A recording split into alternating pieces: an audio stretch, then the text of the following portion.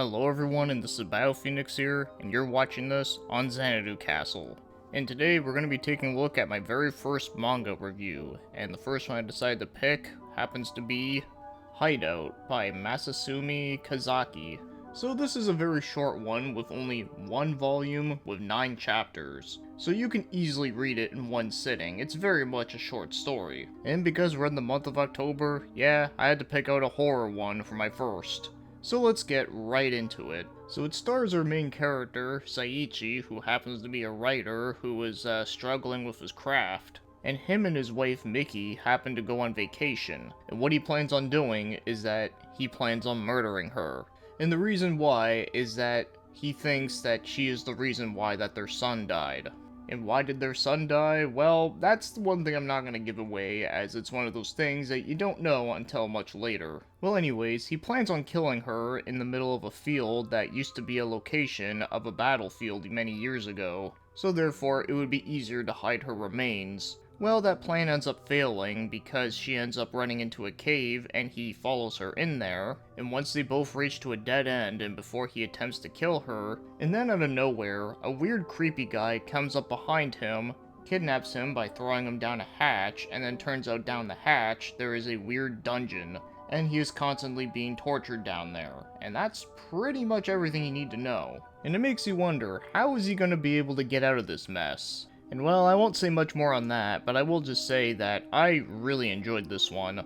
Yeah, the character writing is actually really good for a short story. Like, you really get to know a lot about Saiichi and what he was like before everything went to shit. And trying to figure out the whole situation with their son was also very intriguing to figure out. And the art style here is just amazing. Like, I absolutely love it. The amount of shading and detail put into this is just really awesome. Like, when it comes to the rain and the weather effects, yeah, you can really feel the atmosphere in this one, and I love it. And one thing that I was thinking about the whole time I was reading this was that, you know, this almost does feel like a Stephen King short story. And you know what? It actually really does, for that not only does the main character is also a writer, just like how he always writes about writers all the time, but also, at the end of the manga where he does a little write-up thank you thing, he ends up saying that King was one of his big influences, so that's actually really awesome. So if you're watching this and you don't really read a lot of manga, but you really like his writing style, I think this one is at least worth checking out, for that at least it's not a long one, and of course, I do think that it is just very good and very enjoyable throughout.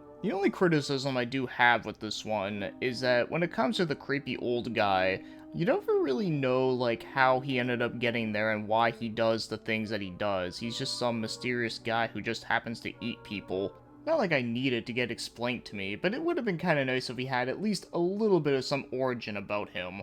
And while this isn't a complaint, this is just me just wanting more, but yes, I did wish this was a bigger, longer story, but at least the story they were able to tell in this amount of length was actually done very, very well. So yeah, that'll be it for this one. Yeah, I know this was a very short video, but then again, this is a very short story, and I don't want this to be longer than what it would take to be able to read through the whole thing on your own time. And I just wanted to bring some awareness to this story that I thought was really good that I never hear anyone talk about, as I did found this while looking through his whole catalog. In case you're wondering what was the first story I ever heard from this guy, that happens to be the one called Green Blood, which is a dark western one, which looks really awesome. I can't wait to get to that one. And another one he did do recently that actually does have an official translation happens to be The Tree of Death. So yeah, that'll be it for this one. So yes, this one is highly recommended for me. Even if you're not a huge fan of reading manga books, I think this one is at least worth checking out if you do love some dark horror stuff that will really make you think. So with that being said, thanks for watching, commenting, and have yourselves a great day.